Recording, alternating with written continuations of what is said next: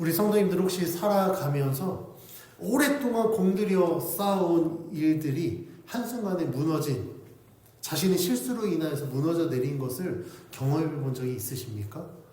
직장에서, 가정에서, 아니면 소중한 그 관계 안에서 내가 저지른 잘못으로 인하여서 만약 모든 것이 깨어지고 무너져 버렸다면 우리 성도님들은 어떻게 생각할까요?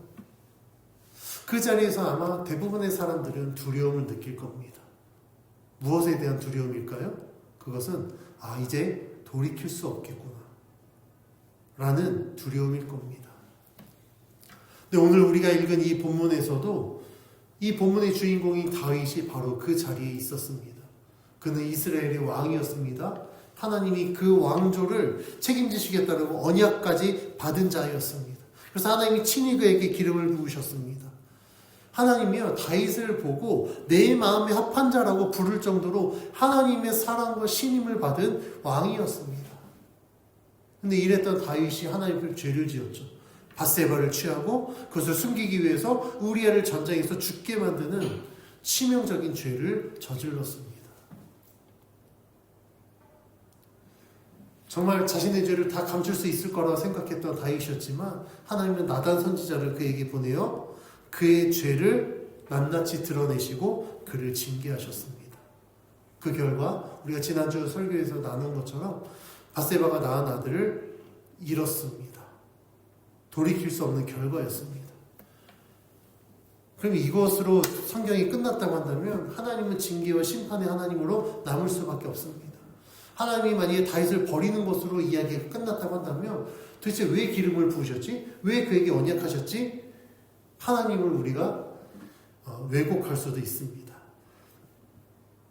그런데요, 하나님은요, 다윗을 징계하셨지만 그것으로 끝나지 않으셨습니다. 왜냐하면 하나님이 기름 부으신 왕이고 하나님이 그와 맺은 언약 때문에 하나님의 이 언약의 관계 안에서 다윗을 회복시키십니다. 그래서 오늘 보면 사무엘하 12장 27절부터 31절은 하나님이 말씀하는 그 내용을 우리들에게 줍니다. 징계는 언약의 끝이 아니다라는 겁니다. 하나님이 다윗을 징계하셨지만 그를 버리지 않으셨습니다. 그래서 나단 선지자를 통해서 너의 죄는 사함을 받았다. 그래서 내가 너를 죽이지 않겠다라고 말씀하셨죠. 하나님의 언약은요, 다윗의 실패보다 훨씬 더 컸습니다. 오늘 본문은 그 언약이 어떻게 계속되는지 암몬과의 전쟁이라는 구체적인 역사의 현장 속에서 보여줍니다. 오늘 말씀을 통해 그 내용을 함께 살펴보려고 하는데 하나님의 징계로 밧세바가 낳은 아들을 잃은 다윗이었지만 하나님께서는 그를 징계하고 끝나지 않았다는 걸 보여주시기 위해서 곧바로 그에게 아들을 주십니다. 그 아들이 우리가 지난주 설교에서 함께 나눴던 솔로몬. 그래서 하나님이 이 솔로몬에게 어떤 이름을 주셨죠? 여디디야, 내 사랑하는 자, 내 사랑을 받은 자라는 이름을 주어서 그를 통하여서 하나님의 언약을 이루어가게 하셨습니다. 하나님이 솔로몬을 여디디야라는 이름으로 특별히 사랑하셨다라는 것은 하나님이 다윗과 맺은 이 언약이 여전히 유효하다. 나는 그 언약을 너의 아들 솔로몬을 통해서 계속해서 이루어가겠다라는 하나님의 또 다른 언약과도 같습니다. 이런 것을 보면 하나님이 다윗을 징계하신 것은 언약의 폐기가 아니었습니다. 언약이 그것으로 끝난 것이 아니라 하나님의 언약은 계속해서 이루어져 가고 있다는 것을 성경이 말씀하고 있습니다. 하나님이 다윗과 함께 하신다라는 것, 그것은 솔로몬을 그에게 주셔서 왕조를 이어가게 하신 것뿐만 아니라 오늘 본문 말씀에 암몬과의 전쟁에서 승리하게 하신 것을 통해서 또다시 하나님은 보여주십니다. 군사령관 요압은 암몬의 수도 라빠를 쳐서 왕을 점령합니다. 그리고 다윗에게 전령을 보내는데 그 내용이 27절 28절에 기록되어 있습니다. 우리 같이 봉독해 봅니다. 시작.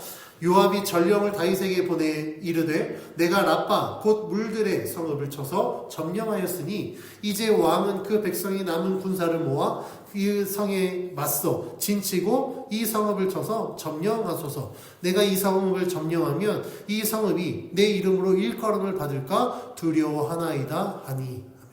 요압이 다윗에게 최종 점령을 양보한 거예요. 왕이여, 내가 다, 그러니까 지금으로 따지면 내가 판을 다 깔아놨으니 왕이 오셔서 마무리하십시오. 그러면 요압이 다윗에게 왜 이 최종 점령을 양보했을까? 저는 네 가지로 한번 말씀드리려고 합니다. 먼저 첫 번째는요, 자신의 역할에 충실하여 불필요한 오해를 피하기 위함입니다. 요압이 장군이잖아요. 그는 왕이 아닙니다.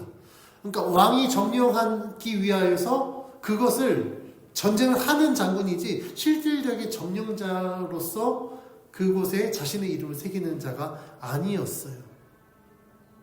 그래서 28절에 요압이 뭐라고 합니까? 내가 이 성을 점령하면 이 성이 내 이름을 일컬음을 받을까 두려워한다라고 기록하고 있습니다.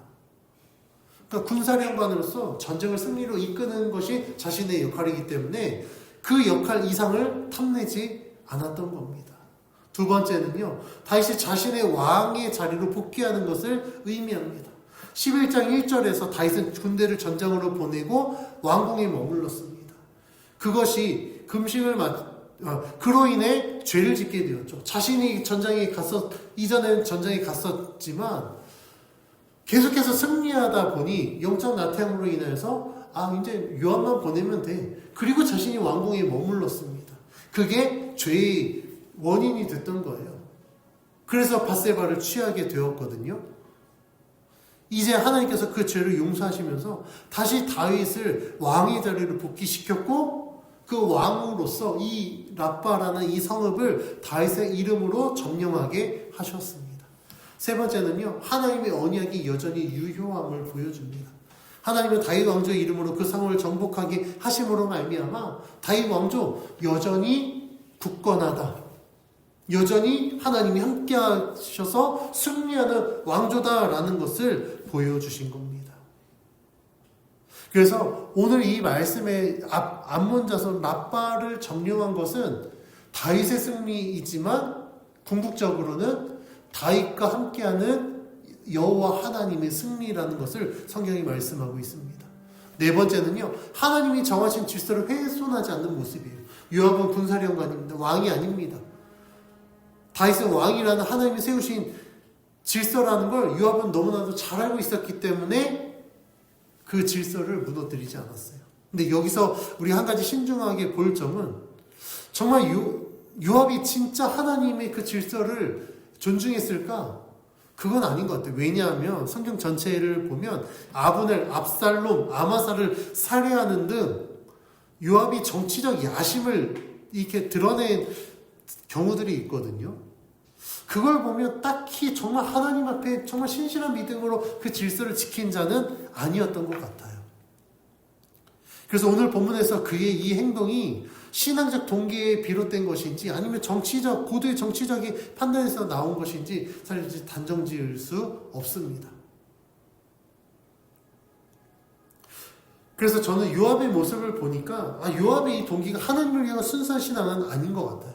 그러면 고도의 정치적 판단에 의한 결정이었다라고 볼 수 있습니다. 근데 우리가 살펴볼 건 이 요압의 동기가 신앙에 의해 근거한 것이냐 고도의 정치적 판단이냐 이게 중요한 게 아니에요. 중요한 것은 요압은 신앙적으로 완전한 사람이 아니었습니다. 그럼에도 불구하고 정치적 계산을 했을 수도 있습니다. 그런데 이 상황 가운데 하나님은 요압을 사용하셨다라는 거예요. 이걸 통해서 성경이 말하고자 하는 건 불완전한 사람일지라도 하나님은 그를 통해 역사하실 수 있다라는 겁니다. 다윗도 완전하지 않았거든요. 근데 그 다윗을 통해서 하나님의 언약을 이루어 가십니다.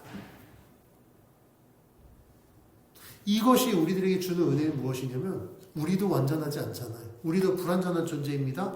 그럼에도 불구하고 하나님이 나와 함께 하셔서 나를 통하여서 하나님의 일들을 이루어 가신다라는 것이 우리들에게 은혜로 다가온다라는 사실입니다.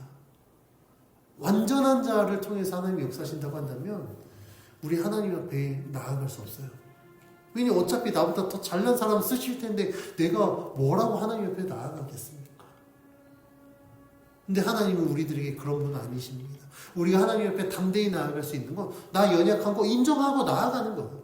그러면 그 일들을 이루어 갈 때 나의 연약함은 어떻게 될까요? 하나님이 강한 손으로 붙들어 주셔서 하나님의 능력으로 승화될 수 있는 거예요. 그러니까 약하면 약할수록 하나님의 능력은 더 크게 나타나겠죠.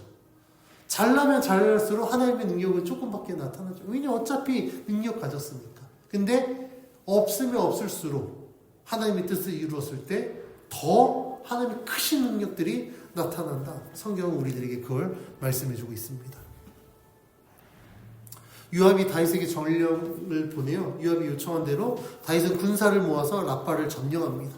그리고 다윗은 그곳에서 전리품을 취하는데 우리 29절에서 30절 같이 읽어봅니다. 시작. 다윗이 모든 군사를 모아 랍바로 가서 그곳을 쳐서 점령하고 그 왕의 머리에서 보석 박힌 왕관을 가져오니 그 중량이 금 1달란트라. 다윗이 자기의 머리에 쓰니라. 다윗이 또 그 성읍에서 노략한 물건을 무수히 내오고. 아멘. 다윗이 랍바를 점령합니다. 그리고 그 모든 것들을 전리품으로 취해요. 그것 가운데 오늘 말씀에 도드라지는 건 랍바를 점령하고 왕의 왕관을 취했다라는 거예요. 근데 그 왕관의 중량이 금 1달란트. 금 1달란트면요. 금 34kg입니다. 어마어마한 양이죠. 이처럼 이 무거운 왕관을 왕이 직접 쓰지는 않았을 거예요. 왜냐하면 34kg 무거워서 어떻게 쓰겠습니까? 일부 학자들은요. 그래서 이것은 암몬이 섬기는 신 말감의 신상에 씌우는 왕관이었을 것으로 해석합니다. 대부분의 신학자들이 그렇게 해석을 하기 때문에 이 해석이 가장 유력한 견해입니다. 근데 일부 학자들은요. 그게 진짜 문자 그대로 왕의 왕관이라고 보기도 합니다. 그런데 어느 쪽 견해든지 분명한 핵심은 무엇이냐면 고대 근동의 전쟁은 단순히 민족과 민족의 싸움이 아니라 그들이 믿는 신과 신의 대결이라는 거예요. 다시 암몬의 왕관을 취했다라는 건 이스라엘의 승리가 곧 여호와의 승리이고 그의 왕관이 이스라엘에게 옮겨졌다라는 건 이 세상을 통치하는 진정한 왕은 암몬의 신이 아니라 이스라엘과 함께 하시는 여호와 하나님이라는 사실입니다. 그래서 다윗의 승리는요, 하나님의 통치가 이스라엘 그 지역적으로 국한되는 것이 아니라 온 모든 열방을 통치하신다라는 것을 의미합니다. 그래서 하나님의 통치가 이스라엘을 넘어서 그들이 승리하였더니 암몬 자손에게까지도 여호와의 통치가 확장되었다라는 것을 성경이 말씀하고 있습니다. 여기서 우리는 신학적으로 매우 중요한 질문을 하나 해야 됩니다. 그러면 과연 다윗을 통해 하나님의 언약이 완성되었는가예요. 하나님의 언약은요, 계속해서 진행형입니다. 하나님이 다윗 왕조를 견고하게 하겠다라고 하셨지, 다윗을 통해서 내가 세운 이 왕조를 완성하겠다라고 말씀하지 않으셨습니다. 만약에 다윗을 통해서 이 언약이 완성되었다고 한다면 하나님의 언약은 불완전해요. 왜냐하면 아까 말씀드린 것처럼 다윗은 불완전한 자였잖아요. 죄를 지은 자였습니다. 그래서 성경은 우리들에게 말씀하는 것, 불완전한 자여도 하나님이 쓰실 수 있지만 불완전한 자를 통해 하나님의 뜻이 완성될 수는 없다라는 거예요. 그러면 하나님이 이 왕조를 완성하는 완전한 진정한 왕은 누구일까? 우리가 성경을 통해 보면 알 수 있습니다.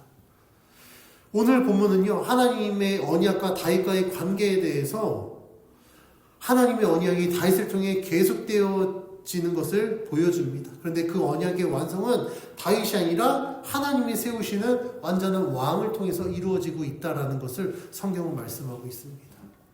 그 왕은 누구입니까? 바로 예수 그리스도입니다. 그래서 예수님의 족보를 보면 아브라함부터 다윗부터 예수님까지 연결하거든요. 14대씩 끊어서 연결합니다. 그러면 왜 아브라함과 다윗, 예수님이 이 족보에 두드러지게 나타나느냐? 하나님이 아브라함과 언약을 맺으셨거든요. 아브라함과 맺으신 언약은 자손에 대한 언약입니다. 그 씨에 대한 언약이에요. 너희 자손을 바다의 모래보다 많게 하겠다. 그리고 다윗과 맺은 언약은 무엇입니까? 왕조에 대한 언약이에요. 이 왕조를 내가 영원히 견고하게 하겠다. 그 예수님을 통하여서 그 언약이 완성된 겁니다. 예수님이 다스리는 나라, 그 나라는 완전한 하나님의 나라이고 예수님을 통하여서 모든 열방과 족속이 하나님의 은혜 가운데 들어갈 수 있다는 것이 완성된다라는 것 성경이 우리들에게 말씀해주고 있습니다. 하나님의 언약이 예수 그리스도를 통해서 완성된다는 사실은 다윗과 예수님이 쓰신 두 왕관을 비교해보면 알 수 있습니다. 다윗은 오늘 말씀의 정복자로서 빼앗은 왕관을 자신의 머리에 썼습니다. 그런데 예수님은요, 조롱 속에서 가시면류관을 쓰셨어요. 이게 왕관이 될 수 있을까? 왕관이 될 수 있습니다. 왜냐하면 다윗은 승리하여 왕관을 취했지만 예수님은 고난을 통해 죽으심으로 왕이 되었습니다. 놀라운 대비 속에 우린 진정한 왕이 누구인지 알 수 있게 되는 거예요. 표면적으로는 예수님이 가시면류관 징계인 것 같습니다. 형벌인 것 같아요. 그런데 그 면류관이 예수님을 십자가에 못 박혀 죽으심으로 말미암아 진정한 왕으로 예수님을 세우셨습니다. 진정 왕이신 예수님께서 우리의 모든 죄를 대속하시고 우리들에게 생명을 주셨어요. 그래서 성경에서 모든 이름보다 더 뛰어난 이름을 예수님께 주셨다라고 말씀하고 있습니다.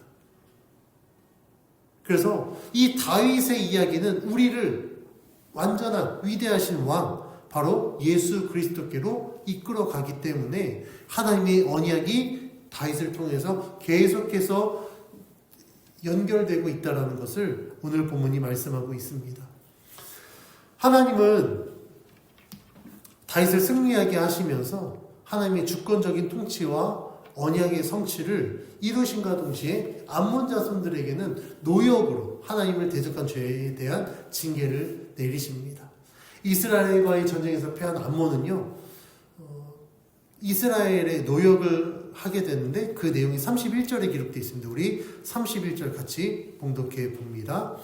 그 안에 있는 백성들을 끌어내어 톱질과 썰의질과 철도끼질과 벽돌구이를 그들에게 하게 하니라. 암몬 자손의 모든 성읍을 이같이 하고 다윗과 모든 백성이 예루살렘으로 돌아가니라. 이 구절은요, 원문의 해석에 따라 두 가지로 읽힐 수 있습니다. 암몬 자손을 철 도구로 처형했다라는 해석과 실제로 노역을 시켰다라는 해석입니다. 근데 다수의 학자들은요, 노역으로 해석을 합니다. 이 해석을 통하여서 암몬이 하나님을 대적하였더니 그들에게 주어진 것 노역이었다라는 것을 성경이 말씀하고 있어요. 그래서 경고하는 겁니다. 여호와 하나님을 대적하는 자는 반드시 하나님이 징계하신다. 가진 것 다 빼앗기고 노역을 할 수밖에 없다라고 성경이 말씀하고 있습니다. 이 장면에서 이스라엘을 향한 하나님의 은혜를 우리는 살펴볼 수 있습니다. 왜냐하면 오늘 말씀에서 그들이 벽돌을 굽고 철도끼질을 하고 했다고 했잖아요. 이게 왜 하나님의 은혜냐면 이스라엘 백성도 이런 노역을 했기 때문에. 어디서 했을까요? 애굽에서 했습니다. 애굽에서 그들이 애굽의 노예가 되었을 때 이스라엘은요, 애굽에서 그들을 위하여 벽돌을 굽는 노역을 감당했습니다. 그런데 하나님이 그들의 기도를 들으시고 그들의 지도자 모세를 세우셔서 그들을 출애굽시키셨습니다. 그리고 하나님이 약속하신 땅 가나안으로 인도하셨어요. 지금 그들이 살고 있는 땅이 하나님이 약속하신 약속의 땅인 겁니다. 놀라운 하나님의 은혜예요. 노역을 했던 이스라엘 백성이 이제는 하나님이 세우신 그 다윗 왕조를 통해서 노역을 시키는 자로 바뀌었다라는 겁니다. 상황이 역전된 거예요. 위치가 바뀐 겁니다. 이게 어떻게 가능했습니까? 이스라엘 백성이 대단해서요? 그들의 능력 때문에? 아닙니다. 오직 여호와 하나님의 인도하심 때문이었어요. 하나님이 그들을 인도하시고 하나님이 그들과 함께 하셨기 때문에 그들이 노역을 하는 노예에서 노역을 시키는 자로 바뀐 겁니다. 여기에서 우리는 하나님의 공의를 또 살펴볼 수 있습니다. 하나님의 공의가 무엇입니까? 하나님의 공의를 오해하는 분들이 있습니다. 세상의 정의를 하나님의 공의로 오해하는 분들이 있어요. 그런데 하나님의 공의는요, 세상의 정의와 다릅니다. 세상의 정의는요, 심판하고 징계해야 되는 거예요. 그런데 하나님의 공의는요, 심판과 징계로 끝나지 않습니다. 하나님이 왜 심판할까? 왜 징계할까? 하나님은요, 구원하기 위해서 심판과 징계하시지 죽이고 없애기 위해서 심판하고 징계하지 않으십니다. 그래서 하나님의 심판은요, 무질서한 파괴가 아니에요. 하나님의 심판은요, 굉장히 절제된 징계가 이루어집니다. 그래서 하나님의 공의는 그 자체로 완전합니다. 그 자체로 은혜가 주어집니다. 우리 성도님들 잘 아셔야 돼요. 근데 세상에요, 이 하나님의 공의를 잘못 적용한 자들이 너무나도 많더라고요. 제가 깜짝 놀랐습니다. 얼마 전에 제 아는 한 집사님하고 대화하는데, 이 집사님이, 그분 정치적으로 좀 되게 진보적이시거든요. 그러니까 윤석열 정부를 심판하고 이제 국민의힘이 내란 정당이니까 심판해야 된다고 엄청 열을 올리며 얘기를 하더라고요. 근데 왜 목회자들이 그거에 대해서 얘기 안 하느냐? 하나님의 공의를 이야기하면서 왜 안 하느냐라고 저한테 막 따지시는 거예요. 그래서 제가 그분한테 이야기했습니다. 집사님이 지금 말씀하시는 건 하나님의 공의가 아닙니다. 왜냐하면 단죄해야 되니까. 그러면 뭘 위해서 그들을 심판하고 뭘 위해서 그렇게 해야 할까요? 그들이 하나님을 몰랐기 때문에 이런 죄를 저질렀고, 지금 하나님의 질서를 모르니까 정치적으로 그것들을 이용해서 자신의 이익을 취득하는 것, 그것이 안타까우니까 그들에게 하나님이 필요해서, 그들이 하나님을 알면 회개하고 다시 돌아올 것이라는 그 마음 때문에 단죄해야 된다고 말씀하시는 건지, 아니면 그들이 행한 거 너무나도 꼴보기 싫고 미우니까 다 심판하고 다 옥에 가두고 막 해야 되는 마음인지 제가 물어봤어요. 근데 그분의 마음은 후자더라고요. 제가 분명히 말씀드렸습니다. 그건 세상의 정의는 될 수 있으나 그걸 하나님의 공의라고 말씀하시면 안 됩니다. 혹시 우리 성도님들도 하나님의 공의에 대해서 잘못하고 있었다면 분명히 아셔야 돼요. 하나님의 공의는요, 사랑하고 구원하기 위한 징계가 이루어지는 게 하나님의 공의지, 단죄하고 죽이고 멸망시키기 위해서 심판하고 징계하는 걸 하나님의 공의라고 말씀하시면 안 됩니다. 하나님이 오늘 말씀에서 암몬 자손을 진멸하지 않았어요. 남겨두었습니다. 비록 노역이라는 징계를 했지만 그걸 통하여서 하나님은요, 암몬 자손들 중에서도 이스라엘 백성이 별 볼 일 없는 족속이었는데 하나님이 그와 함께하고 하나님이 약속하였더니, 저들이 우리를 지금 주관을 하네? 우리는 저들의 노예가 됐네? 우리의 신은 뭐였지? 그러면 하나님 믿어야겠다. 회심하지 않았을까요? 하나님은 그 일들을 위해서 암몬 자손을 남겨두고 노역을 시키신 겁니다. 그래서 우리가 분명히 알아야 될 건, 하나님의 심판은요, 죽이고 징계하고 끝내기 위함이 아니라는 거예요. 하나님은요, 우리를 사랑하셔서 구원하기 위해 심판하신다, 징계하신다라는 겁니다. 그래서 우리가 죄를 지어도 곧바로 심판받지 않는 이유는 하나님의 그 공의와 은혜가 우리들에게 여전히 주어지기 때문입니다. 우리가 예수님 믿는다고 결단한 그 순간부터 우리가 죄를 안 짓는 거 아니잖아요. 예수 믿는다고 하지만 우리는 끊임없이 죄의 유혹에 빠져서 죄를 지을 수밖에 없습니다. 개인의 욕심 때문에 죄를 짓기도 하고요. 아니면 세상의 어떤 정세 때문에 하나님의 은혜를 저버리고 죄를 짓기도 합니다. 만약에 그 죄를 짓는 순간순간마다 하나님이 심판한다고 한다면 살아남을 자 단 한 명도 없습니다. 그런데 하나님은요, 우리들에게 계속해서 기회를 주세요. 회개의 기회를 주시고, 회개하면 용서해 주셔서 다시 거듭남으로 하나님의 자녀로 살아가게 하십니다. 그것을 깨닫는 자는 은혜가 있겠지만 깨닫지 못한 자는요 어쩔 수 없어요. 하나님이 계속해서 기회를 줘도 깨닫지 못하고 회개하지 않는 자에게는요 어쩔 수 없이 심판이 임할 수밖에 없습니다. 그래서 우리들은요 하나님의 이 은혜를 우리는 기억해야 됩니다. 하나님의 은혜 있으니까 난 심판받지 않을 거. 그리고 마음대로 죄를 지으라는 얘기가 아니에요. 죄에서 돌이키는 은혜가 있으니 그 죄를 깨닫게 하실 때마다 추주하지 말고 자신의 죄를 회개하여서 하나님의 온전한 자녀로 거듭나셔야 된다라는 겁니다. 그렇게 되어질 때 우리는 이 하나님이 구원하시겠다, 하나님 나라의 백성으로 삼으시겠다라는 하나님의 그 놀라신 언약의 관계 안에 우리는 계속해서 있게 되는 겁니다.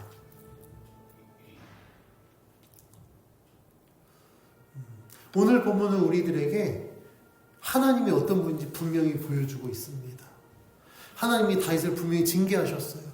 그가 금식하고 기도했음에도 불구하고 밧세바가 낳은 아들을 하나님이 데려가셨습니다. 이거 하나님의 징계예요. 근데 하나님은요 그걸로 끝나지 않으셨습니다.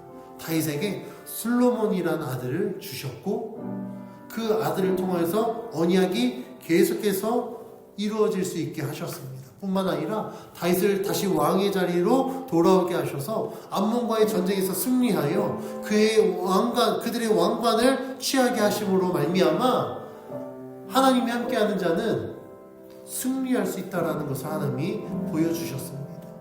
이 성경의 내용을 통하여서 성경은 하나님은 신실하신 분이다라는 것을 우리들에게 말씀하고 있습니다. 여기서 우리가 기억해야 될 것이 있습니다. 그것은 다윗은 하나님의 언약을 실현할 완전한 왕이 아니었음에도 불구하고 하나님의 은혜로 그 언약에 계속해서 쓰임받게 되었다라는 겁니다. 죄를 회개하였더니 하나님이 용서하여 주셔서 그를 다시 왕의 자리에 앉히셨습니다. 그렇지만 성경은 우리들에게 말씀하고 있습니다. 부족한 왕이 완성하지 못한 하나님의 언약을 하나님은 진정한 왕을 통해서 완성해 주셨다. 그 진정한 왕이 누구라고요? 바로 예수 그리스도라는 겁니다. 예수 그리스도는요 우리를 위하여 자신의 생명을 내어주고 모든 죄를 사하셨을 뿐만 아니라 부활하셔서 우리들의 생명을 주신 위대한 왕이십니다. 다윗이 정복자의 왕관을 썼다면 예수님은 가시면류관을 쓰심으로 진정한 왕이 되어 주셨습니다. 그분이 십자가에서 우리를 대신하여 심판을 받으셨고 부활로 영원한 왕권을 확증해 주셨습니다. 그래서 우리는 완전한 왕이신 예수 그리스도를 믿음으로 말미암아 하나님 나라의 백성으로 살아갈 수 있습니다. 우리도 다윗처럼 넘어질 수 있습니다. 죄로 인해 징계를 경험할 수도 있습니다. 때로는 돌이킬 수 없는 결과를 겪을 수도 있습니다. 그러나 오늘 우리들에게 본문이 하나님의 위로를 전해줍니다. 징계는 언약의 폐기가 아니라 징계는 언약을 계속해서 이루어가기 위한 하나님의 구원의 은혜다. 하나님은 당신의 백성을 징계하시지만 징계로 그 백성들을 버리지 않으십니다. 징계를 통하여서 그들을 포기하지 않으십니다. 오히려 다윗을 용서해 주시고 그의 아들을 취하셨지만 솔로몬이라는 또 다른 아들을 통해서 언약을 이루어 가신 것처럼 다시 다윗을 왕의 자리로 회복시키셔서 전쟁을 승리하게 하신 것처럼 하나님은 우리들에게도 그 은혜를 주십니다. 혹시 지금 징계의 자리, 실패의 자리에 앉아 있습니까? 그 자리가 여러분의 끝이 아닙니다. 하나님의 언약은 우리의 실패보다 더 크기 때문에 그 실패의 자리에서 우리가 하나님을 의지한다면 하나님은 우리를 회복의 자리로 다시 회복시켜 주실 겁니다. 그 자리에서 하나님의 언약을 이루어 가십니다. 오늘 말씀을 통해 우리가 기억해야 될 사실이 있습니다. 하나님의 징계 속에서도 우리를 향한 하나님의 언약은 멈추지 않는다는 걸 기억해야 됩니다. 우리의 실패 속에서도 하나님의 통치는 계속됩니다. 그리고 그 통치는 결국 그리스도 안에서 완성되어짐을 우리는 기억해야 됩니다. 실패했다고 주저앉지 마십시오. 징계를 받았다고 버림받았다라고 여기지 마십시오. 세상의 왕권에 여러분의 마음을 빼앗기지 마십시오. 우리의 주권자, 세상의 모든 것을 다스리고 통치하시는 예수 그리스도를 믿는 믿음으로 말미암아 살아갈 때 우리는 하나님의 주권 아래 하나님의 통치를 받는 하나님의 나라의 백성이 될 것입니다. 그분의 언약을 신뢰해야 됩니다. 여전히 우리의 삶 가운데 역사하시는 그 하나님을 믿고 의지함으로 승리하는 삶이 진정한 그리스도인의 삶입니다. 그래서 우리는 매일매일 삶 속에 이렇게 고백해야 됩니다. 하나님은 내 삶의 주인이십니다. 주님이 내 삶을 인도해 주시기 때문에 나는 주님을 따르겠습니다. 나는 주님의 백성입니다. 내 삶에 나의 의가 아니라 하나님의 영광이 나타날 수 있도록 오늘도 주님께 순종하는 믿음의 삶을 살게 해주십시오 라고 고백해 보십시오. 그러면 하나님은 여러분들의 삶 속에 역사하실 것입니다. 우리를 붙들어 주실 것입니다. 그 삶을 통하여 하나님이 영광 받으실 줄 믿습니다.